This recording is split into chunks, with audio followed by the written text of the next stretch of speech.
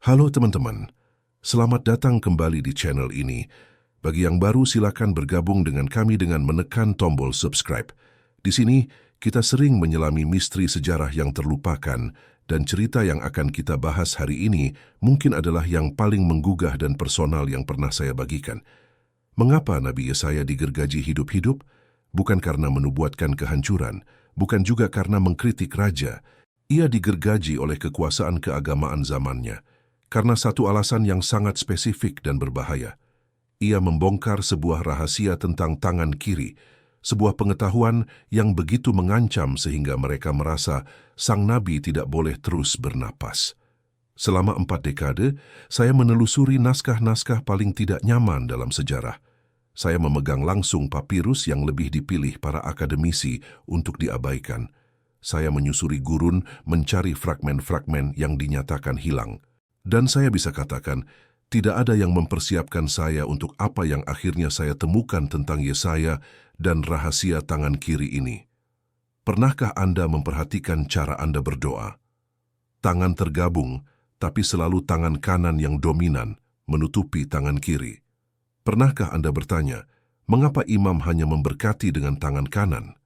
Mengapa kata sinister yang dalam bahasa Latin berarti kiri berubah menjadi sinonim dari kejahatan?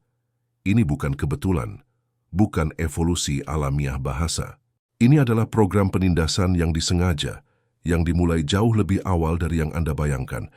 Dan Yesaya adalah salah satu korbannya yang paling awal. Rasakan sekarang. Letakkan telapak tangan kiri Anda rata di dada. Jangan ditekuk, jangan disembunyikan. Biarkan saja di sana dan perhatikan apa yang Anda rasakan. Ada kehangatan, denyut halus, sesuatu yang samar tapi tak terbantahkan. Sensasi itu tidak acak. Itu adalah tangan yang selama ini Anda latih untuk ditekan. Kini membuat kontak dengan sesuatu yang katanya butuh perantara untuk diakses. 30 tahun lalu, di sebuah perpustakaan pribadi di Alexandria, saya menemukan sebuah fragmen dari teks Kenaikan Yesaya. Bukan versi resmi yang bisa Anda baca, tapi sebuah fragmen yang lebih tua dan lebih panjang, berisi bagian-bagian yang sengaja dihapus sebelum abad keempat. Apa yang saya baca malam itu mengubah semua yang saya pikir saya tahu tentang nabi ini. Yesaya bukan sekadar peramal yang mengumumkan malapetaka. Ia adalah seorang guru teknik-teknik spesifik untuk penyatuan spiritual yang diajarkannya diam-diam pada lingkaran dalam murid-muridnya. Dan inti dari pengajaran itu adalah tangan kiri. Tapi sebelum saya ceritakan penemuan itu, Anda perlu memahami konteksnya. Anda perlu mengerti mengapa pengetahuan ini begitu berbahaya hingga harus dibayar dengan nyawa sang nabi secara yang paling brutal yang bisa dibayangkan. Pada masa Yesaya, di Israel kuno, sebenarnya ada dua arus spiritual yang terus-menerus bertegangan. Di satu sisi ada agama resmi dari Bait Suci, dengan para imamnya, ritual pengorbanannya, dan segala perantara wajib yang menjadi penghubung antara umat dan yang ilahi. Agama ini terstruktur, hierarkis, dan sangat terpusat pada sebuah institusi. Di sisi lain mengalir sebuah tradisi mistis yang lebih sunyi. Tradisi ini mengajarkan tentang akses langsung, penyatuan tanpa perantara, pengalaman pribadi akan yang keramat. Ia tidak membutuhkan kuil atau imam sebagai pengantar. Arus inilah yang membuat establishment keagamaan merasa sangat tidak nyaman. Bayangkan, jika setiap orang bisa terhubung langsung dengan sumbernya, untuk apa lagi mereka membutuhkan para imam? Jika kekuatan spiritual bersemayam di dalam setiap individu, bagaimana kekuasaan bisa mengendalikan massa? Yesaya bukan hanya sekadar bagian dari arus kedua ini. Menurut naskah-naskah apokrif, ia adalah salah satu penyampai utamanya. Diceritakan bagaimana Yesaya secara rutin membawa sekelompok murid terpilih ke perbukitan di luar Yerusalem. Jauh dari pengawasan Bait Suci, di sanalah ia mengajarkan praktik-praktik yang tidak akan pernah Anda temukan dalam teks Alkitab yang resmi. Teknik pernapasan, posisi tubuh tertentu, dan, yang paling utama, penggunaan ritual dari tangan kiri. Mengapa tangan kiri? Para guru Ibrani kuno memahami sesuatu yang neuroscience modern baru mulai temukan kembali. Tubuh manusia tidak simetris dalam fungsi energinya. Tangan kanan terhubung dengan belahan otak kiri. Pusat logika, bahasa, pemikiran linear, dan persepsi dunia luar sebagai sesuatu yang terpisah dari sang pengamat. Saat kita berdoa dengan tangan kanan mendominasi, kita secara neurologis mengaktifkan bagian kesadaran yang merasakan pemisahan. Kita sedang memperkuat gagasan bahwa aku di sini dan yang ilahi di sana. Sebaliknya, tangan kiri terhubung dengan belahan otak kanan, pusat intuisi, pengenalan pola, persepsi holistik, dan pengalaman kesatuan. Inilah bagian diri yang tidak melihat jurang pemisah, yang merasakan keterhubungan intrinsik, bagian yang tidak perlu meminta karena ia tahu telah menyatu dengan sumbernya. Inilah yang diajarkan Yesaya, dan untuk mengajarkan ini, ia digergaji hidup-hidup. Bukan karena nubuatnya yang keras, tetapi karena ajarannya melucuti senjata utama sistem religius. Rasa terpisah dan ketergantungan. Kekuasaan tidak takut pada kritik sebanyak ia takut pada kemandirian spiritual. Dan Yesaya sedang menyerahkan kunci kemandirian itu kepada siapa saja yang mau mendengar. Kuncinya ada di tangan kita, yang paling sering kita remehkan, kita sembunyikan, bahkan kita cap sebagai yang buruk. Tangan kiri. Tapi apa sebenarnya yang diajarkan Yesaya sampai begitu mengancam? Apa isi dari praktik tangan yang menerima itu? Untuk memahaminya, kita harus menyelami lebih dalam lagi ke dalam fragmen Alexandria itu dan melihat langsung ke dalam ruang pengajarannya yang rahasia. Kematian Yesaya adalah salah satu episode paling mengerikan dalam sejarah agama. Raja Manasye, yang dipengaruhi oleh para imam bait suci, yang melihat monopoli spiritual mereka terancam, memerintahkan eksekusi nabi itu dengan cara yang paling menyiksa. Ia tidak dirajam, hukuman yang lazim. Ia juga tidak dipenggal, yang masih relatif lebih murah hati. Ia digergaji menjadi dua, napasnya masih tertahan dalam tubuhnya yang tersiksa. Mengapa kebencian yang begitu mendalam? Catatan resmi mengatakan itu karena nubuatannya melawan raja, tapi ada masalah dengan penjelasan itu. Nabi-nabi lain pernah mengatakan hal yang jauh lebih keras kepada penguasa dan hanya mendapat hukuman yang lebih ringan. Yeremia dipenjara, Amos diusir. Tidak seorang pun mengalami penyiksaan seperti Yesaya. Naskah Kenaikan Yesaya dalam versi lengkapnya, fragmen yang saya pegang di Alexandria, memberikan alasan yang berbeda. Teks itu menggambarkan bagaimana sang nabi secara spesifik dituduh mengajarkan praktik terlarang yang memungkinkan orang biasa mengakses pengalaman yang hanya diperuntukkan bagi para imam. Ia dituduh membongkar apa yang disebut teks itu sebagai rahasia tangan yang menerima. Tangan yang menerima itu adalah tangan kiri. Dalam tradisi mistis Ibrani yang disampaikan Yesaya, tangan kanan dianggap sebagai tangan yang memberi, tangan tindakan di dunia luar, tangan yang memproyeksikan. Sementara tangan kiri adalah tangan yang menerima, tangan yang terbuka, tangan yang menerima energi ilahi tanpa filter institusional. Saat para imam bait suci memberkati, mereka hanya menggunakan tangan kanan. Mereka memproyeksikan keluar, memperkuat peran mereka sebagai perantara. Tapi Yesaya mengajarkan murid-muridnya untuk menggunakan tangan kiri untuk menerima secara langsung, tanpa perlu ada siapapun yang memproyeksikan kepada mereka. Ini adalah pemberontakan dalam arti terdalam, bukan pemberontakan politik. Ini lebih buruk bagi penjaga kekuasaan agama. Ini adalah demokratisasi yang sakral. Izinkan saya menggambarkan apa yang saya temukan dalam fragmen Alexandria itu. Teks yang ditulis dalam bahasa Ibrani kuno dengan pengaruh Aram itu menggambarkan satu praktik spesifik yang diajarkan Yesaya. Ia menyebutnya kebangkitan tangan yang tertidur. Menurut fragmen itu, Yesaya menginstruksikan murid-muridnya untuk duduk dalam kesunyian sebelum fajar, saat cahaya matahari belum sepenuhnya mengaktifkan belahan otak kiri. Mereka diperintahkan meletakkan tangan kiri mereka rata di tengah dada, jari-jari mengarah ke bahu kanan, tangan kanan dibiarkan pasif di atas paha. Kemudian datanglah 3 rangkaian napas spesifik. Setiap tarikan napas harus berlangsung selama 7 detak jantung. Setiap hembusan napas harus berlangsung selama 11 detak. Proporsi 7-11 ini muncul di banyak tradisi mistis sebagai sebuah frekuensi yang mengubah keadaan kesadaran. Sambil bernapas, para murid harus merasakan bagaimana energi naik dari pangkal tulang belakang, melintasi perut sampai ke hati, di mana tangan kiri menunggu, lalu dari sana berkembang ke mahkota kepala. Namun, bagian terpenting datang setelah rangkaian napas itu. Yesaya mengajarkan mereka untuk melafalkan sebuah pernyataan, bukan permintaan, bukan doa permohonan, tapi sebuah penegasan tentang apa yang sudah benar. Kata-kata pastinya, menurut fragmen itu, kira-kira dapat diterjemahkan sebagai, sumber dan aku adalah satu. Bukan aku berharap menjadi satu, bukan aku berdoa untuk menyatu. Tapi sumber dan aku adalah satu, sekarang, selalu, sejak sebelum awal. Pernyataan yang diucapkan lantang sementara tangan kiri tetap di hati ini, menurut teks, menghasilkan efek yang tak terbantahkan. Kehangatan menjalar di dada, sensasi meluas melampaui batas tubuh, hilangnya sementara perasaan terpisah. Pengalaman langsung tentang apa yang para mistikus kemudian sebut sebagai persatuan dengan yang ilahi. Praktik sederhana inilah yang menjadi bom waktu bagi otoritas keagamaan. Jika setiap orang bisa merasakan persatuan ini secara langsung, untuk apa lagi mereka membutuhkan bait suci, korban, dan para imam? Dan ini membawa kita pada langkah logis berikutnya. Bagaimana sebuah kekuasaan bereaksi ketika menghadapi ancaman eksistensial? Mereka tidak hanya membungkam satu orang.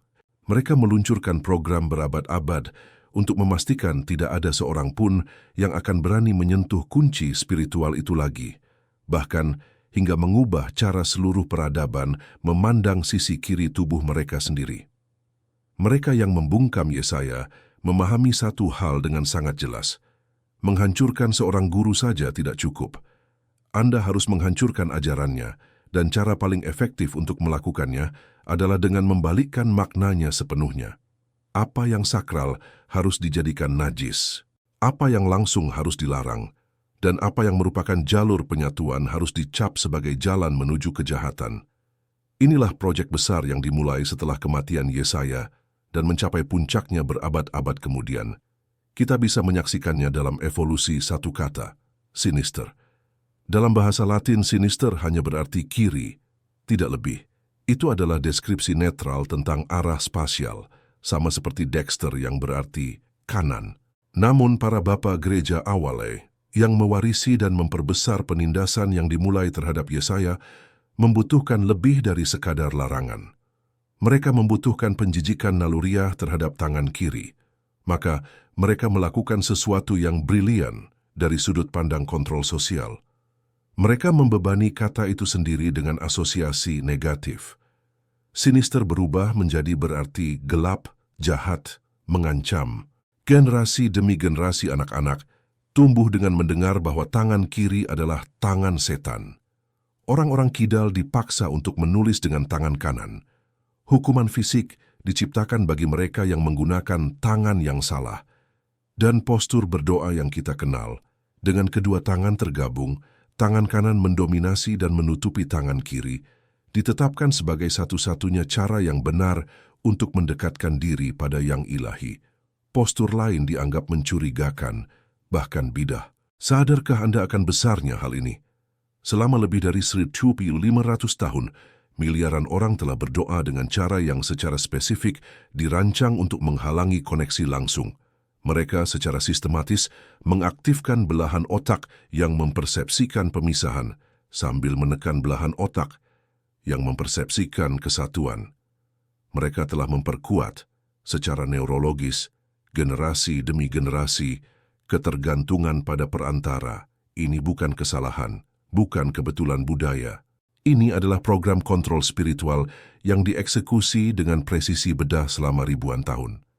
Tapi pengetahuan sejati tidak pernah benar-benar hilang.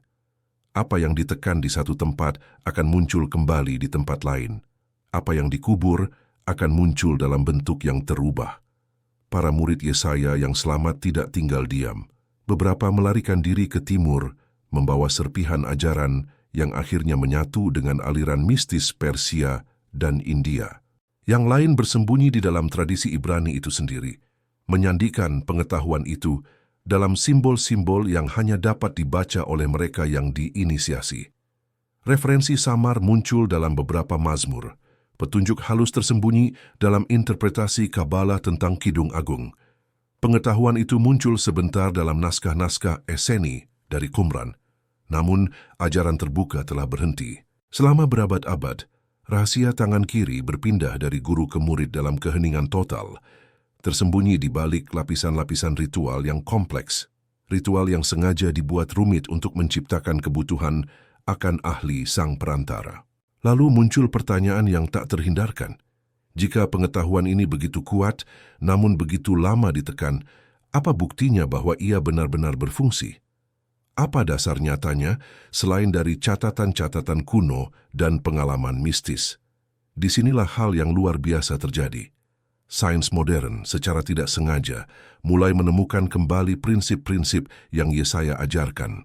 Dan penemuan-penemuan itu tidak hanya membenarkan ajarannya, tapi menjelaskan mengapa ajaran itu begitu efektif dan oleh karena itu begitu berbahaya bagi siapapun yang ingin mengontrol akses kepada yang sakral. Jadi apakah sebenarnya yang terjadi di dalam tubuh dan pikiran kita ketika kita melakukan praktik sederhana seperti yang diajarkan Yesaya? Inilah keindahannya. Ilmu pengetahuan modern memberi kita bahasa baru untuk memahami kebijaksanaan kuno ini, dan bahasa itu mengonfirmasi segalanya. Mari kita uraikan. Pertama, hati manusia. Jantung bukan hanya pompa. Ia adalah generator elektromagnetik terkuat di tubuh kita, menciptakan medan listrik sekitar 5,00 kali lebih kuat daripada yang dihasilkan otak. Medan ini memancar beberapa meter di luar kulit kita. Ketika Anda meletakkan tangan kiri di dada, Anda menghubungkan anggota tubuh yang terkait dengan belahan otak kanan, kesatuan, dengan organ yang menghasilkan medan energi terkuat ini. Anda menciptakan sirkuit yang memperkuat frekuensi persis yang digambarkan para mistikus sebagai gerbang menuju yang ilahi. Kedua, pernapasan. Napas lambat dan dalam mengaktifkan saraf vagus, regulator utama sistem parasimpatis kita, sistem istirahat dan cerna. Ini mengurangi aktivitas belahan otak kiri yang selalu sibuk dengan analisis dan kata-kata dan memberi ruang bagi belahan kanan untuk mengambil peran lebih dominan. Pola spesifik 7 detak untuk menarik napas dan 11 untuk menghembuskan atau sekadar memastikan hembusan lebih panjang daripada tarikan menciptakan apa yang disebut koherensi jantung. Kondisi ini terbukti secara ilmiah dapat mengurangi stres, meningkatkan kejernihan dan mengubah keadaan kesadaran. Ketiga, pernyataan atau afirmasi. Ada perbedaan neurologis yang terukur antara mengatakan, "Aku ingin terhubung dengan sumber," dan mengatakan, "Aku dan sumber adalah satu." Yang pertama mengaktifkan sirkuit otak yang terkait dengan kekurangan dan pencarian, rasa bahwa sesuatu hilang. Yang kedua, mengaktifkan sirkuit kehadiran dan kepenuhan, pengakuan bahwa segala sesuatu sudah utuh. Yesaya tanpa pemindai MRI memahami perbedaan mendasar ini. Pernyataannya bukanlah doa memohon, melainkan deklarasi yang memprogram ulang alam bawah sadar dengan kebenaran akan keterhubungan yang melekat. Dia adalah seorang empiris sejati. Dia dan para gurunya tidak berteori tentang apa yang seharusnya bekerja. Mereka bereksperimen, mengamati hasil, menyempurnakan teknik, dan hanya meneruskan apa yang menghasilkan efek yang dapat diverifikasi. Nah, sekarang saya ingin membimbing Anda melalui urutan lengkap praktik ini, seperti yang telah saya rekonstruksi dari berbagai fragmen.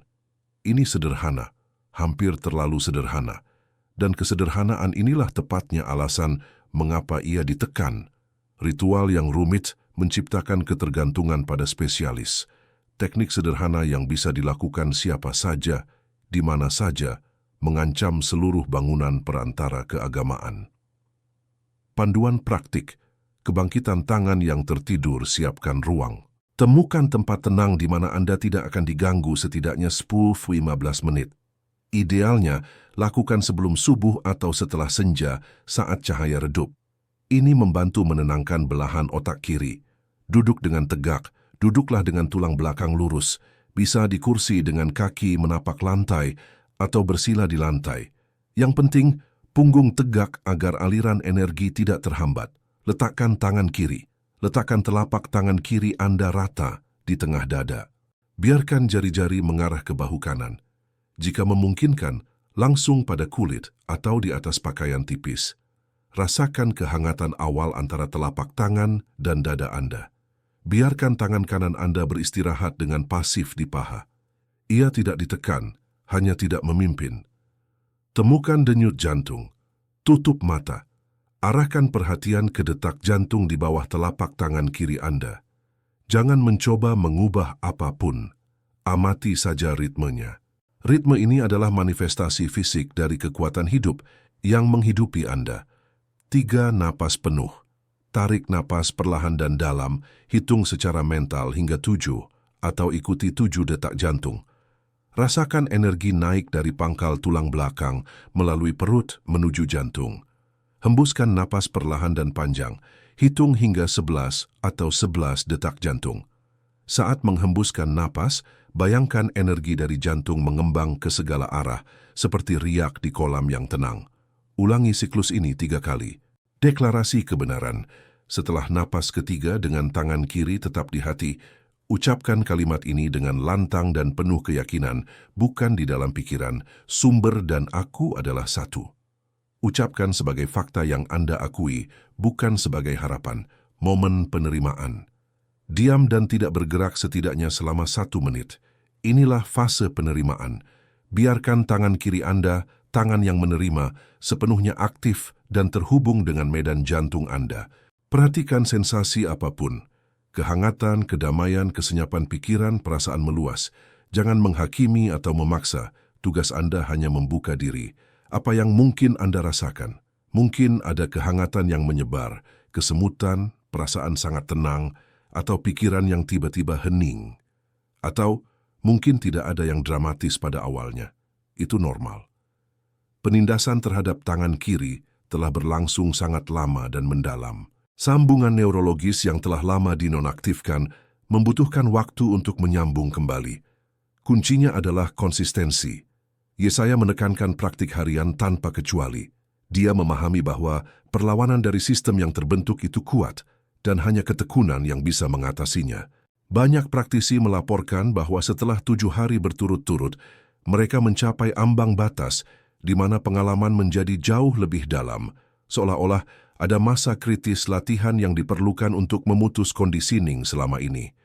Dan inilah hadiah sebenarnya. Praktik ini bukan hanya tentang menciptakan momen kedamaian sesaat. Ini tentang secara bertahap mengubah frekuensi dasar kesadaran Anda. Dari keadaan default berupa perasaan terpisah, menuju keadaan default berupa perasaan terhubung. Saat itu terjadi, seluruh struktur ketergantungan spiritual akan runtuh dari dalam. Anda tidak lagi membutuhkan seseorang untuk memberitahu Anda bahwa Anda terhubung. Anda merasakannya sendiri. Inilah warisan sesungguhnya dari Yesaya yang mereka coba gergaji. Dan warisan itu sekarang ada di genggaman Anda, tepat di ujung jari tangan kiri Anda. Tapi apa implikasi dari perubahan kesadaran ini dalam kehidupan sehari-hari? Bagaimana ia mengubah cara Anda melihat dunia dan interaksi di dalamnya? Dan inilah yang terjadi ketika frekuensi kesadaran Anda mulai berubah. Dunia tidak lagi terlihat sama. Bukan karena dunia itu sendiri yang berubah, tetapi karena cara Anda mempersepsikannya yang berubah. Secara bertahap, Anda mulai melihat sesuatu yang sebelumnya tak terlihat. Saya tidak bicara tentang penglihatan mistis atau fenomena gaib. Saya bicara tentang sesuatu yang lebih halus namun sama pentingnya. Anda mulai melihat mekanisme kontrol yang selalu bekerja di sekitar Anda. Anda memperhatikan bagaimana berita dirancang untuk menimbulkan ketakutan. Anda menyadari bagaimana iklan menciptakan rasa kekurangan. Anda merasakan bagaimana struktur sosial tertentu beroperasi untuk menjaga orang dalam keadaan cemas dan bergantung.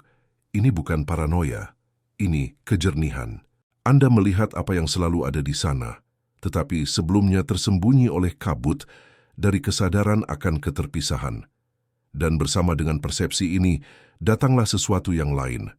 Sebuah ketenangan yang tidak bergantung pada keadaan luar, sebuah stabilitas batin yang tidak runtuh dalam krisis, perasaan tertambat pada sesuatu yang jauh lebih dalam daripada naik turunnya kehidupan sehari-hari.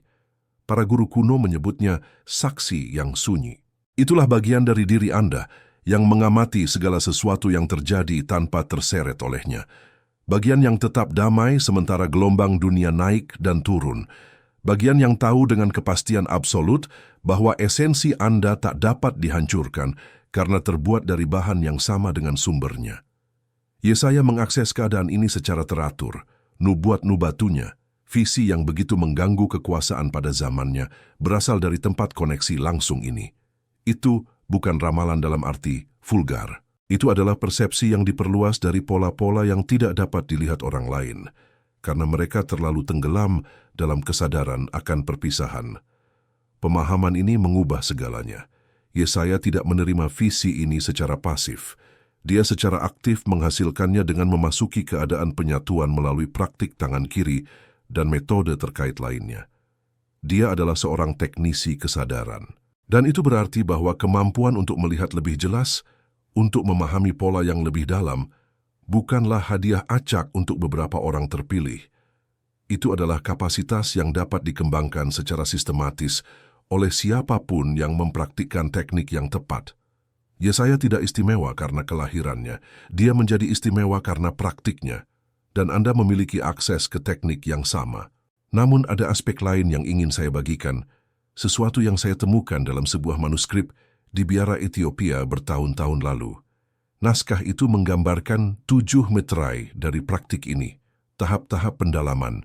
Metrai pertama, kedamaian batin, terbuka setelah sekitar 7 hari.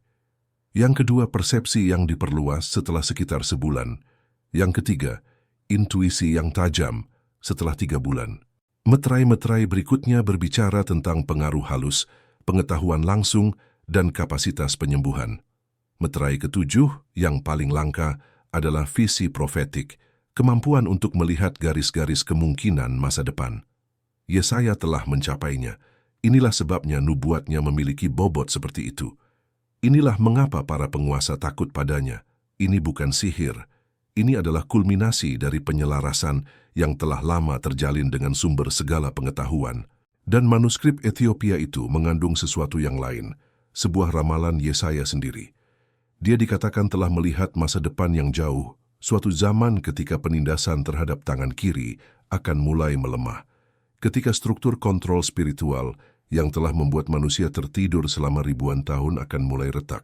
Dan pada zaman itu, ajarannya akan bangkit kembali, bukan dibawa oleh satu guru, tetapi muncul secara bersamaan di banyak tempat, seperti tunas-tunas yang muncul saat musim semi tiba setelah musim dingin yang panjang. Saya tidak dapat tidak merasa bahwa kita hidup di zaman itu. Di seluruh dunia, orang-orang terbangun kepada pemahaman bahwa model spiritualitas berbasis perantara pada dasarnya cacat. Mereka mencari bentuk hubungan langsung. Mereka menemukan kembali praktik-praktik kuno yang ditekan. Dan teknik tangan kiri mungkin yang paling sederhana dan paling efektif dari semuanya, sekali lagi tersedia. Ini bukan kebetulan bahwa Anda mendengar ini sekarang. Oleh karena itu, izinkan saya mengakhiri dengan kisah terakhir dari fragmen yang lebih tua, yang menggambarkan saat-saat terakhir Yesaya. Ketika para prajurit datang untuk menangkapnya, dikatakan bahwa dia sedang mempraktikkan teknik tangan kiri dengan murid-murid terdekatnya. Dia tidak melawan. Dia hanya meminta mereka untuk mengingat apa yang telah mereka pelajari. Saat digergaji, teks itu mengatakan bahwa Yesaya menjaga tangan kirinya tetap di hatinya. Bibirnya bergumam terus-menerus, "Sumber dan aku adalah satu." Algojo mengharapkan jeritan kesakitan. Yang mereka dapatkan adalah keheningan dan wajah yang damai, dengan tangan kiri masih tertempel di dadanya.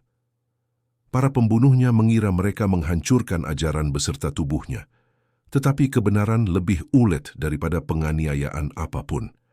Apa yang Yesaya ketahui tidak mati bersamanya, itu diteruskan dari murid ke murid dalam rantai tak terputus yang membentang melintasi milenium. Dan sekarang, rantai itu sampai kepada Anda. Tangan yang mereka katakan sebagai tangan kejahatan adalah tangan pembebasan Anda. Praktik yang mereka ajarkan untuk Anda takuti adalah jalan kebangkitan Anda.